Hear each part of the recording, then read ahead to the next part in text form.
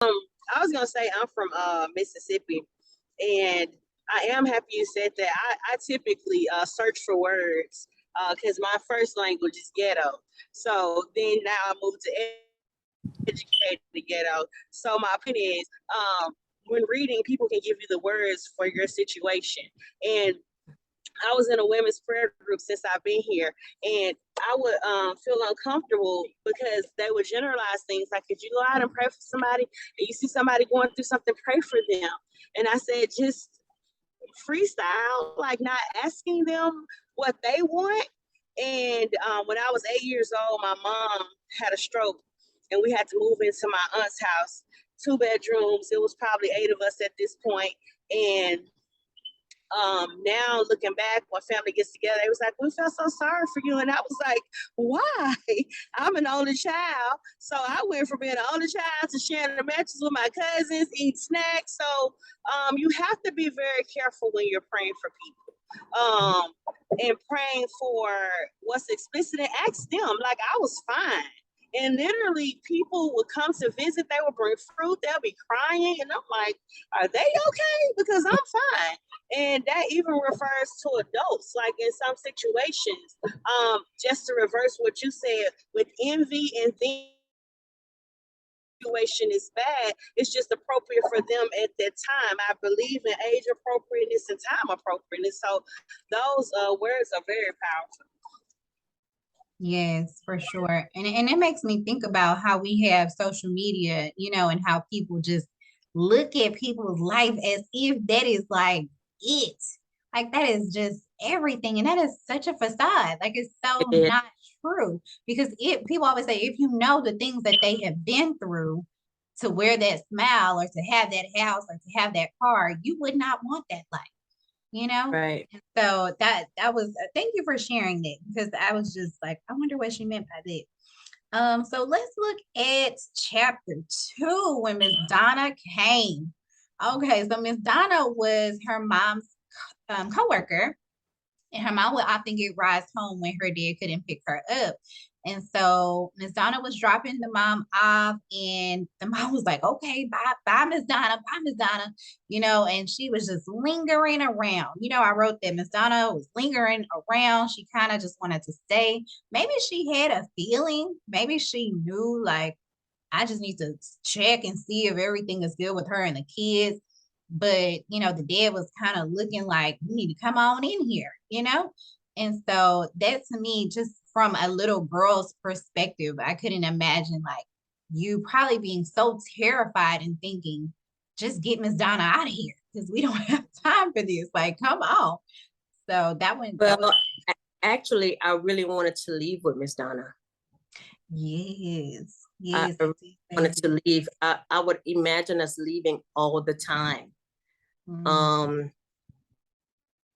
I will say that my mom went to work with black eyes, so they knew what she was enduring.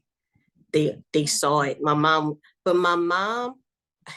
remarkable, to continue with that type of strength without asking anyone for pity or actually tell you, I don't want pity. She chose it. I believe my mom understood that. I put that in a book. My dad was her biggest caretaker. And I have another book coming out, and then you'll read more of, if you choose to, how I believe she understood her purpose. Wow. And that's what I was thinking too, because I know in today's, so I know things were different back then, but if you show up to work with a black eye or, looking distressed, someone is going to ask questions. But I feel like back then it was like this unwritten rule that no one gets in anybody's business and no one asks questions. Right. And so I think there was one chapter you were talking about something that may have happened to you, but it said to be continued. And so I think, maybe we'll get that information in the next book of how, he became incarcerated or, yeah. And so that was kind of like a cliffhanger, like we were waiting, but we didn't get that in this book. So that's okay, because I'm excited to read next. But yeah. I kind of went up to it into the first chapter when I began telling you where I was actually in the police station. Okay. So, and when I say that I'm sitting with the toy dollies, because my father silenced me. He made me swear to not say what was happening. And he knew my passion for my mother. So he used my love to keep me silent. You know, and that is how the officer, I think she was / counselor, actually helped me to say what happened without me saying a single word. Wow. Yeah. That's powerful. Yes, it is. She was a counselor. She was anointed. She was. Yeah, she was anointed. I'm a counselor and I don't think I can do that. Like that's my day job. So that's powerful. They say your mom wanted to become an evangelist. You know, she felt like that was her ministry. But I'm just wondering, did she become an evangelist? Like, did she go on to like really impact women and reach women on that level, or, you know, serve in that capacity? Do it inside of, you know, the church. I believe every ministers. The biggest person that she called to know Christ Jesus was my father. I think that was, I think I mentioned that in the book, that heaven has a declaration on many accounts of what my mother went through with my father. I actually believe that she was purposed just to get him to know Christ. Because I will tell you a little bit of what my second book will explain. One of my aunts, which is my father's, she's the last sister alive. She confessed to me and told me that if it wouldn't have been for my father leading them to Christ, they would have been wretches. She confessed that. She said, you know, we were actually people that did not want to know about God. Wow. You know, and they experienced their own abuse as well. And it just carried on, you know, the generational curses. Right. Yes. And people talk about generational curses, and I believe them to be definitely true. You know, like when you look at patterns and patterns and patterns and patterns of things for decades and decades, then it has to be true, you know? Absolutely. And thank you for sharing that. I'm really excited to read the next book. My mom really is. Am. Yeah, I know you're probably still working on it, but it's gonna be good. And so me and Latanya was literally just talking about this before you hopped on, because she was telling me she thought our meeting was in person, because we have had a meeting in person before. And so in this chapter, page 21, it says, do you get the opportunity to unwind and counter blessings after a long, stressful day without someone fist fighting you as soon as you open your door to the place you call home, which is supposed to be where your heart is? I think we take, you know, our peace and our where we are in life for granted, you know. Yes. And we were talking about just self-care and doing things for yourself and not overstressing yourself. But I was like, I wouldn't even thought that way. But there are probably thousands of people that walk into their home and enter into chaos, like demonic beings inside of their home. Yes, I do believe so. I will tell you this. I always think that thought. People take life for granted. They take their goodness, the amount of goodness that they have for granted, because we're spoiled, you know, compared to the third world countries. But growing up in this type of environment will help you to appreciate every single moment that you have of peace, because of how much darkness we encountered. So once I became a supervisor, I was overwhelmed with 7 stores. I would always come home to the place of peace. And I remember that my mom couldn't do that, you know, because my father was, you know, I don't even believe it was my father, because honestly, him as a man without any alcohol in his system was such a beautiful person. Yeah, that's what you said. What you said. You said it was like Hyde, like Dr. Jekyll and Mr. Hyde. Yeah. And so, you know, I really appreciate you seeing exactly the points that I wanted to make to the reader. So thank you. That's the feedback I want, because I can actually go deeper. I don't want anyone not to get the message. Right. You know, and sometimes people can overlook it, but you are blessing me because I saw it. I was very, and I love your style of writing. It's very unique. It's almost like a everyday conversation. Yes. You know, it's not above me. It's not too wordy. It's very relatable. And I love that.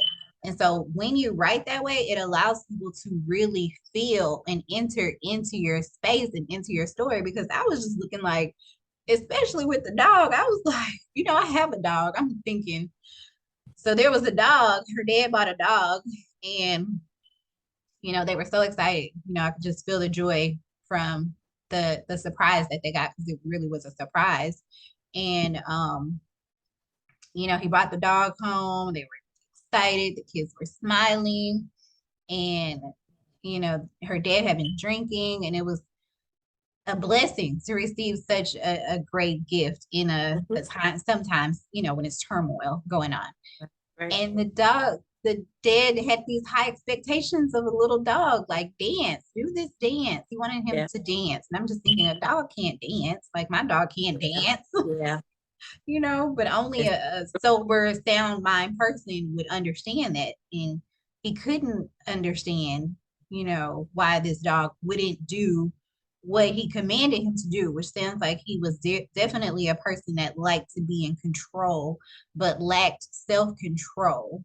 Right. You know? Very true. Which is very ironic. Yes. LaTanya, are you still here? I know she was driving, so she may be cutting in and out. But yes, driving, and I'm listening to every second. You can't spoil it for me, so keep talking. Okay. It's gonna be all over again. Okay, yeah. When you read it, it's not gonna be the same. It's not, because it's gonna. I mean, you'll remember what we're saying, but there's so much more. And so, I want to make a comment, Crystal.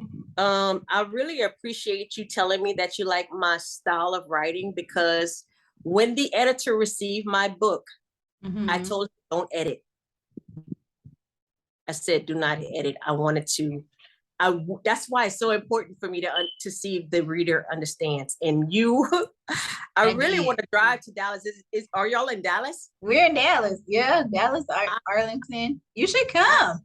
Yeah, I actually, I hope you plan something so that we can really. I do. I wanted to have this night of authors. I was sharing it with my mom a few months ago. I was like, I really want to have a night of authors where we have something and have different authors set up, but then have like presentations as well. And so that's great. It's in the midst. And you will definitely be on the invite, because it's good. But yeah, at first, honestly, go ahead. No, you go ahead. I'm sorry. I was red light talking. I think it's just I believe in timing. I was just telling Crystal, we should be in Atlanta right now, because I wanted her to go to a speaking engagement that I went to, learning how to tell your story. And I think for Black women, it's too many times that we do too much editing. And when it's your story, and that's how it is, and that's how it went, and that's what we can understand. Because Crystal even told me it's such an easy read. And why do you want a hard read? why do you want to pick something up or write something that people can't relate to? Because I was getting coached for the speaking engagement, right? I went last weekend, and he said, take us into the room with you. Take us. And so when I told my story, I was telling them that when I was 6, my mom was a teacher, and my job was to erase the board and to go to the back of the school and clean the erasers. And this involved clapping the erasers together until it made a cloud. And I knew it was successful when me and my friend started choking that the erasers had to be clean. And she said, you know what? I don't want to tell my age, but I could smell that chalk.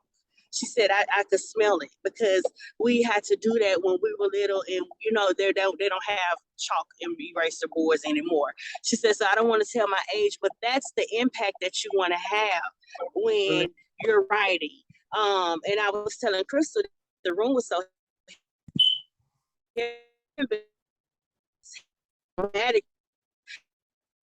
if you're going in a room and you're hearing abuse, it looks like from your writing style that I don't feel abuse. I just feel like I'm there with you, almost like coaching. Like, okay, do this or do that, like a movie, like you've seen it from a second lens. So I admire that type of writing style. It's bold, and a lot of people get it. Yeah, Right. it was amazing, and just the bravery, because I don't feel like you held back. I feel like you put it all out there, and I know that you can go deeper. I can tell that you can. Yes, But I will tell you, this book actually was supposed to be 300 pages. When my mom finished reading it, she said, Cassandra, there were so many more stories you could have said. And I said, Mom, I'm trying to be conscious because you're still alive. My mom, I've been telling her that I was going to write stories about our life because people just really wouldn't believe it, but it actually happened.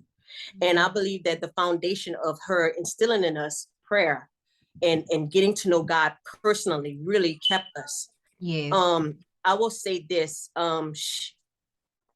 She asked me not to write this until she died, but the Holy Spirit kept pressing me to get it out because people need to see how blessed they really are, you know, and how she still she still believes that she is blessed. She's still living, but when I say she did not say one single lousy word about my father, that is the gospel truth.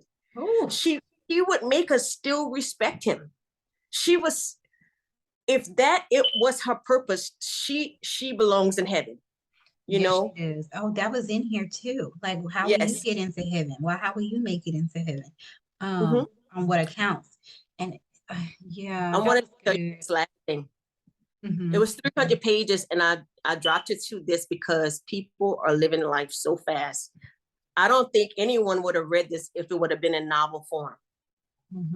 They probably would have started it, but they wouldn't finish it. So I wanted to give them bits and pieces so that they could grasp it all and really, you know, get the essence of where I was coming from. Yeah, I think that's a great idea because we do. I mean, a thick book. I mean, it's hard. It's hard to get through those thick books, but this leaves you like, I want more. Like, when's the next one coming? Right. You know, it was perfect. It really, really was, and it was very brave, very brave of you. And you didn't write this book, you know, for yourself or for your own healing. This book is for women. This book is for children. Like, I work with children each and every day, and these are the stories of my students. Like, these are the stories of their mothers, and they're trying to find their way. You know, they're literally just going through the everyday motions, and this is their testimony too. Wow, that's true. That is so true. Thank you. Yeah. And so, you know, your mama needs to speak on this. Like, she need to come on to Dallas too. Yeah. Where are you, Miss Cassandra? I'm actually in Louisiana. I was born in Texas, Port Arthur, Texas. I love Texas. For about 4 years, I would travel every weekend to attend a church in Houston. So, and then now I want to move to Florida. I'm still in Louisiana because my mom suffered a stroke, but I do want her to go and speak on this book because she's such an inspiration. She really is. It really is. I mean, gosh. If you have a speaking event, then you should invite us also. If you have something, did you do an opening for your book or? I did not. I was invited to do several. I'm pretty much just taking my time and getting feedback right now. Feedback is really important because of what you said, the style of writing. And I understood that because once the editor received my book, he wanted to edit it and change it. And I was like, no, this is not, this is how I speak every single day. This is who I am. That is me. So I really wanted to hear people first, then I'll actually start engagements. It's time. It's time. You know, it's good. It's time. And so, you know, we want to support you in any way that we can. Thank you. What part of Louisiana are you in? I live in St. Martinville. It's a very small town. It is. Okay, I think you know my sister-in-law. So you're related to my sister-in-law. Precious. Okay. Yeah. Yes. Okay. Yeah, she's married to my brother. Okay. Yes. We're very close related. She calls my mom aunt. but we're cousins. Wow. But she's always called my mom her aunt. Yeah, so you have family here. They're here. Yes. So, come on to Dallas. But I do want to be respectful of everybody's time. It was just good. It was hands down really good. There's so many different things. I turned right to the page. It said, "What will heaven announce for your accounts?" And then I started thinking, like, "Oh my gosh, what have I done to be so worthy to go to heaven?" Like, have I did everything God has asked me to do? That's a good question. Did I set out to serve my purpose here? And so that was major. 10 years of brutal and murderous treatment. I cannot even imagine. Like, my ex-husband was a lot, but I never ever was physically assaulted. So I can't imagine it. And I wouldn't want anyone to even understand it, because if you understand it, you're actually going through it. But give a good picture of what she actually endured with him. Yeah. And the truth is, she wanted me to go deeper, and I was shocked. So I really wanted to wait on this as well, so I'll know how much to put into my next book. Yeah. So I'm still working on it. See, this is I'm giving you, extra 10 years, her 10 years of living with him. I said I was going to do 10 chapters. But since she asked me for extra, I said I was going to add bonus chapters in there. So maybe 2 more, because I don't want it to be a big book. I really don't. I just want people to grasp where the points that I'm trying to make, and just see life through a different lens. Right. Make you so appreciative. Like, oh my God. I did have a question I wrote on page 35 when you were talking about prayer and how prayer was a must and we never missed a day of praying.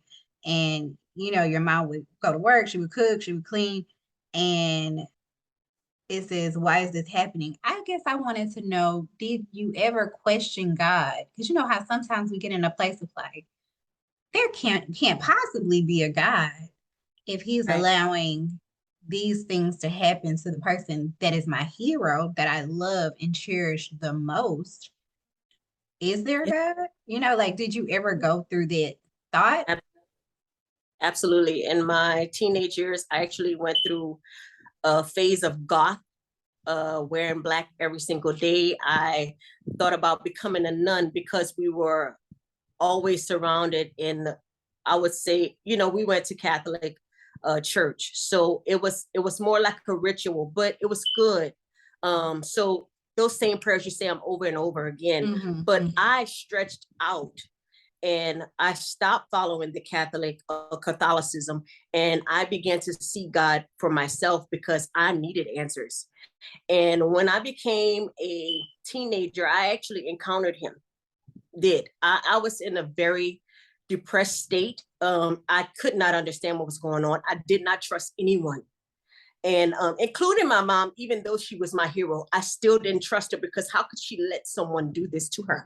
Even if he was my dad, and how could she not think a bad thought? And which I'm more than sure she did, but she just did not conduct herself in that type of manner.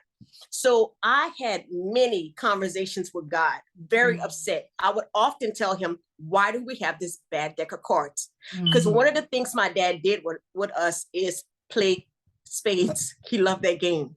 And so the only thing I could think to tell God is, okay, this man loves cards. Why do we have a bad deck? Why do we have a bad hand? And I was so serious. I was very passionate, and I believe God had to come and encounter me, because I was not I don't know how I would have endured life had he not. And then I read a scripture where it says, those who don't have to see God are really blessed. And then I was like, why do I have to be extra? Why did I have to demand that you come and see me? But I accepted it. But this is just who I was. I was going to ask questions until I was going to get an answer. So many times on my bed, after I cleaned the house, I would have deep conversations with God, and he became my best friend, because he was the only one I could trust. Right. Absolutely. With that, My car thinks it's smarter than me, y'all. So hold on. I don't know how I'm gonna stop this. Can y'all hear me? We can hear Absolutely. you. Yeah, we can hear. Okay. Yeah. That is with what you just said.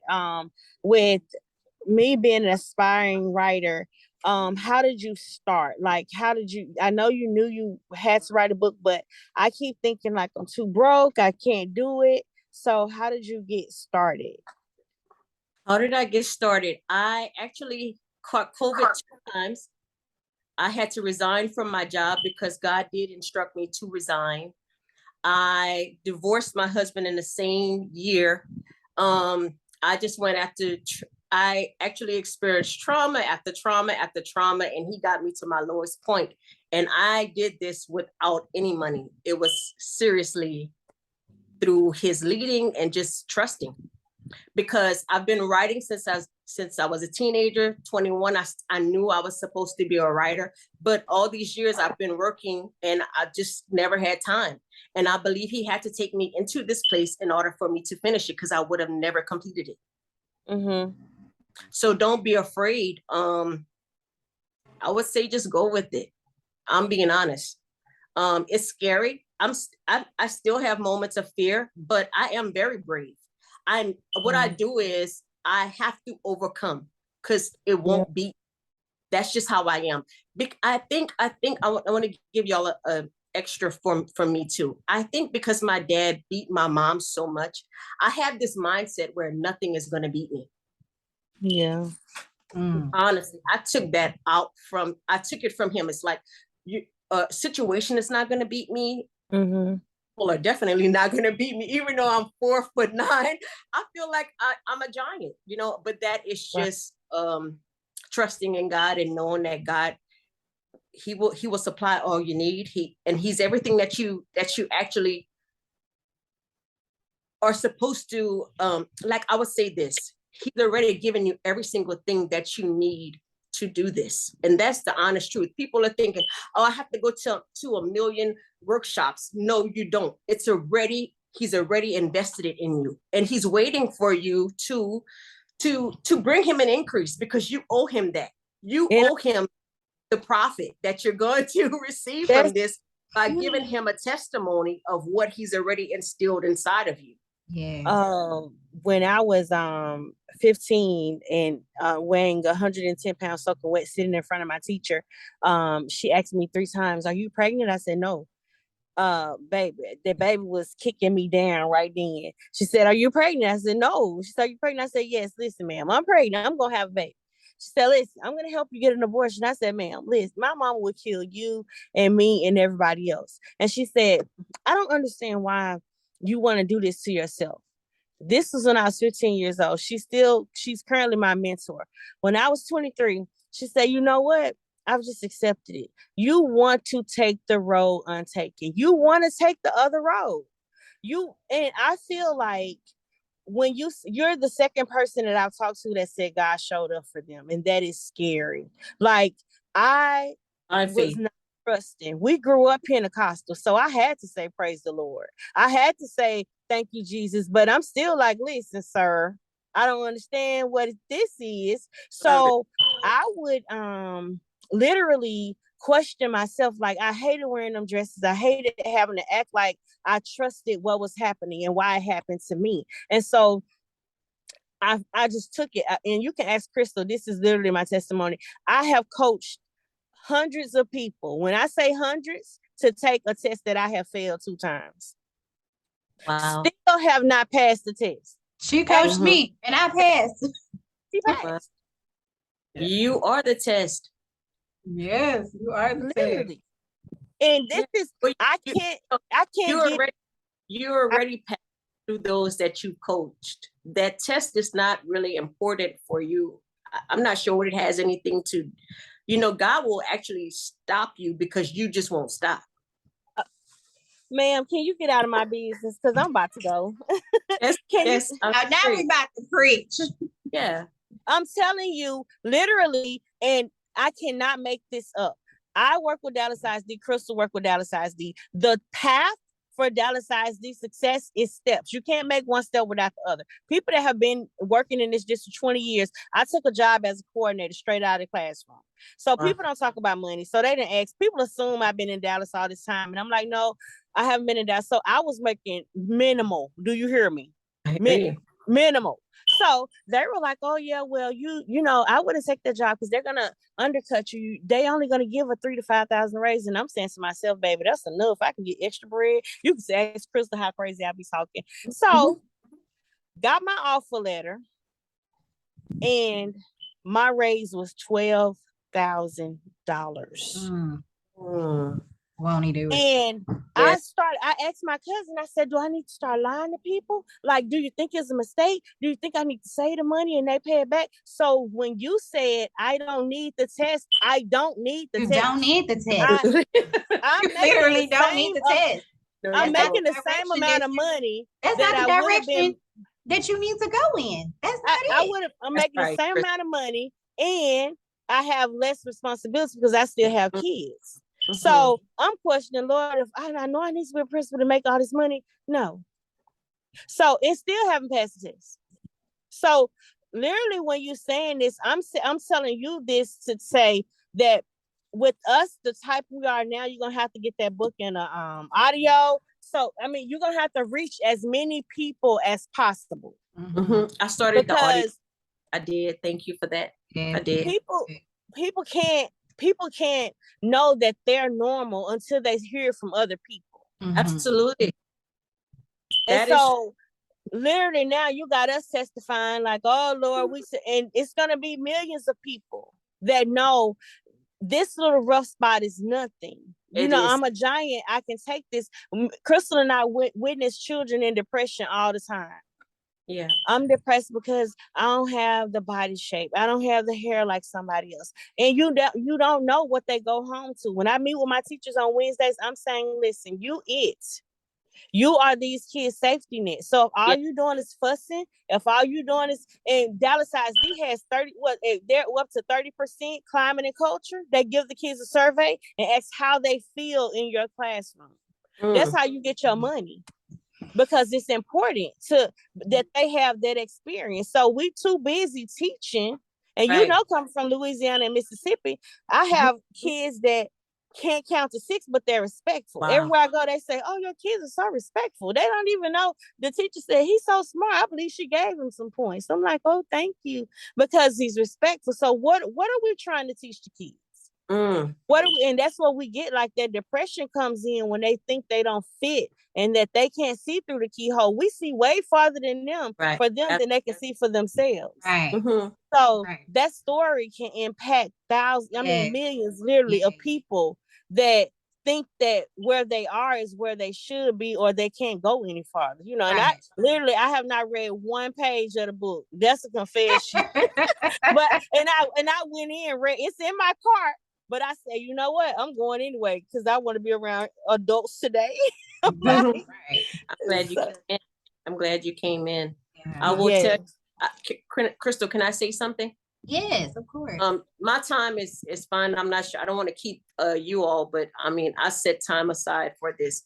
But I wanted to say that what you mentioned about the child having a safe place is very important. I actually wanted to become a counselor. Because I understand what children go through and even adults. I had a safe haven, which was my mother.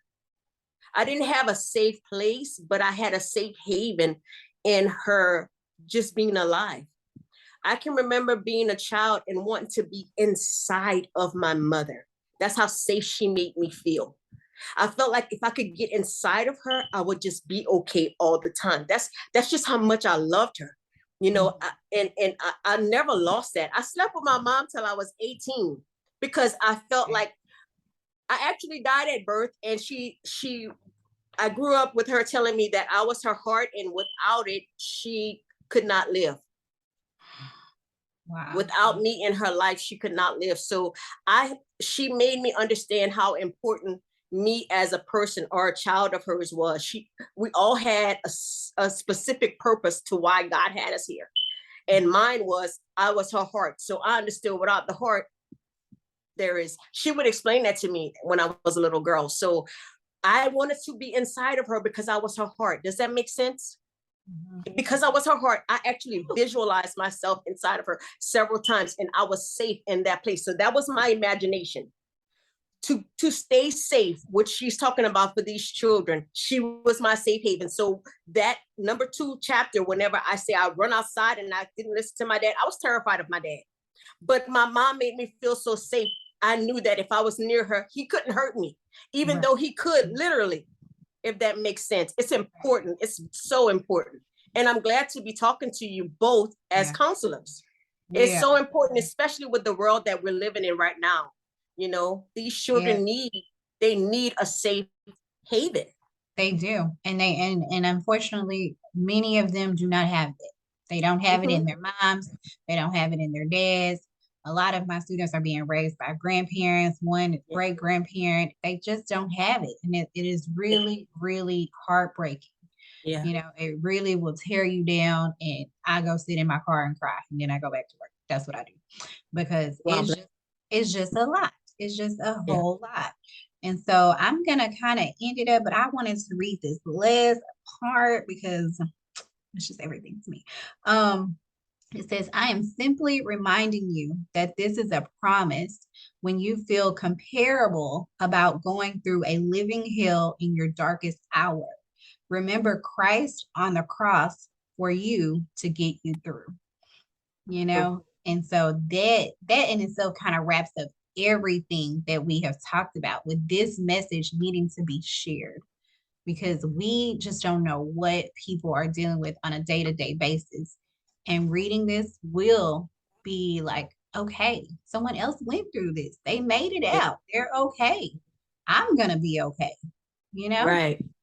So I just appreciate y'all. You know, sometimes it's not about how many people. It's not. It's not about the quantity, it's about the quality of things. And so I try to keep that in perspective when people don't show up for themselves. I just say it wasn't for them to be here. Meant. Yeah, at this and moment. I want to tell you this: 1 can chase 1,000, 2, 10,000. We don't need many. Gideon had 300. We don't need many. We are the army of the Lord. You know, every single person you're impacting every single day. So you don't really need, you're still going to impact them whenever you speak to them. I say everybody has a timing to receive it, and maybe it was just not their time. Exactly. You know? Exactly. That's exactly how I feel. And so I do want to thank you for your time. I have your messenger. I will message you because I would like your email. And then I'll be able to provide you a copy of, our meeting today. Okay.